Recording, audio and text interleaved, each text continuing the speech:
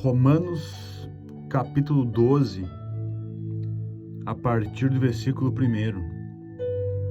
Rogo-vos, pois, irmãos, pela compaixão de Deus, que apresentei os vossos corpos em sacrifício vivo, santo e agradável a Deus, que é o vosso culto racional.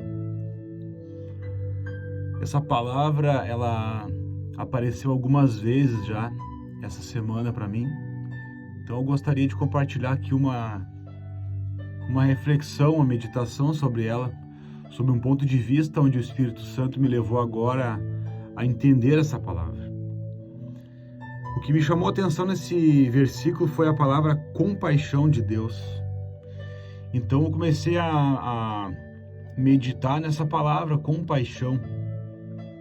E o significado teórico da palavra compaixão é o seguinte: sentimento piedoso de simpatia para com a tragédia pessoal de outrem.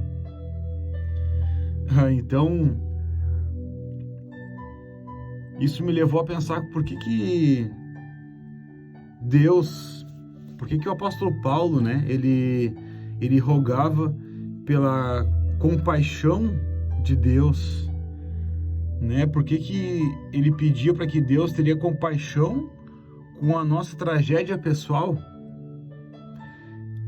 Porque se a gente continuar lendo, o versículo 2 vai dizer o seguinte: e não sede conformados com este mundo, mas sede transformados pela renovação do vosso entendimento, para que experimenteis qual seja a boa, agradável e perfeita vontade de Deus.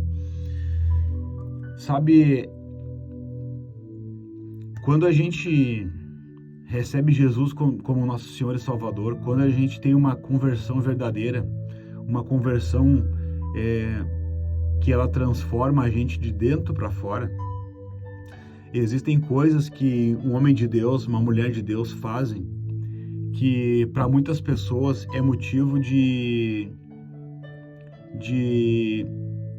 as pessoas não entendem, Por isso que a palavra diz para que a gente seja renovado, Seja transformados, Mas sede transformados pela renovação do vosso entendimento, porque quando a gente se converte de verdade, a gente é transformado pelo Espírito Santo e o nosso entendimento, ele muda tanto ao ponto de que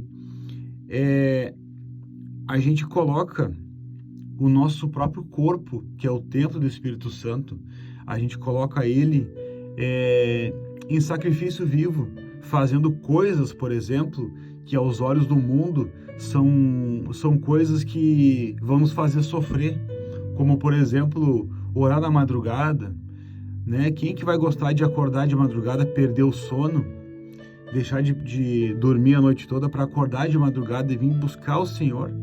Quem que vai gostar, por exemplo, quem do mundo que eu digo, que não foi transformado e renovado ainda, que vai entender que jejuar é uma coisa benéfica para nós?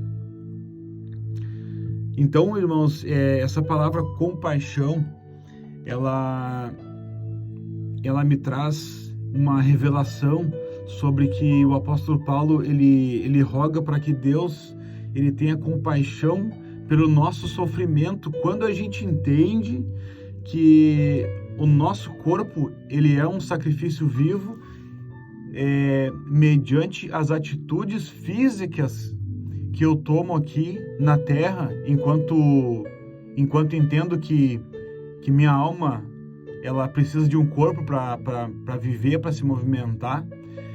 Eu entendo que o meu espírito precisa de uma casa até para habitar o Espírito Santo de Deus.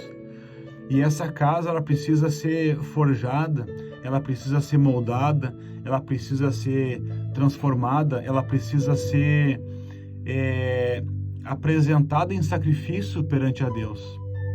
Só que o que move esse sacrifício perante a Deus, esse sacrifício que a gente apresenta para Deus, o que move isso é a conversão verdadeira que temos quando o Espírito Santo, ele faz uma obra, quando ele começa uma obra em nossa vida. que essa obra ela é contínua. A cada dia a gente vai aprendendo mais. E quando isso acontece, a gente entende que o nosso sacrifício, ele é motivo de compaixão aos olhos de Deus para conosco. Porque quando fizemos sacrifícios para Deus, apresentando sacrifícios de jejum, de oração, de ofertas, de várias coisas, de coisas que a carne deseja, mas a gente não faz porque a gente sabe que não agrada à vontade de Deus. Isso tudo leva a gente a ser um sacrifício vivo, a apresentar o nosso corpo como sacrifício vivo perante a Deus. E por isso que o apóstolo Paulo, ele diz que ele roga pela compaixão de Deus para com nós, porque quando a gente faz a nossa carne sofrer para sacrificar, em sacrifício, melhor dizendo, para Deus, nós estamos fazendo a vontade de Deus, porque nós não somos seres desse mundo, somos peregrinos, como a Bíblia diz. Nós estamos apenas de passagens, nós somos seres espirituais que moramos dentro de um corpo, né? Nós somos um espírito, temos uma alma e habitamos de um corpo, somos um ser tricotômico. Então, quando somos renovados de dentro para fora, o nosso corpo já não importa mais tanto. As coisas do mundo já não importam mais. A única coisa que nos importa é fazer a vontade de Deus e, dessa forma, apresentar o nosso corpo como sacrifício vivo para Deus. Então, desfrutamos da bênção que a própria palavra nos promete aqui, no versículo 2, que é qual? Que a gente possa experimentar a boa, agradável e perfeita vontade de Deus. Não é uma grande bênção que Deus tem aqui para nós? Não é uma grande revelação que Deus tem aqui para nós?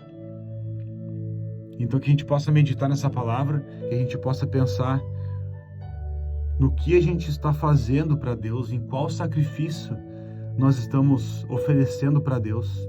Será que nós estamos oferecendo o melhor para Deus? Ou será que nós estamos oferecendo o resto para Deus? Será que estamos comprometidos em mostrar para Deus, através do nosso corpo como sacrifício, que nós queremos fazer a vontade dele?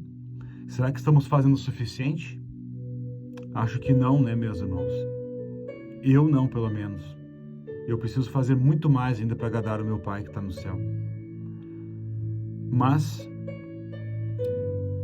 eu também rogo pela compaixão de Deus, para que quando a gente apresente nosso corpo como sacrifício vivo, santo e agradável, que Deus receba ele como o culto racional, mas o culto racional que vai abalar totalmente o mundo espiritual. Amém?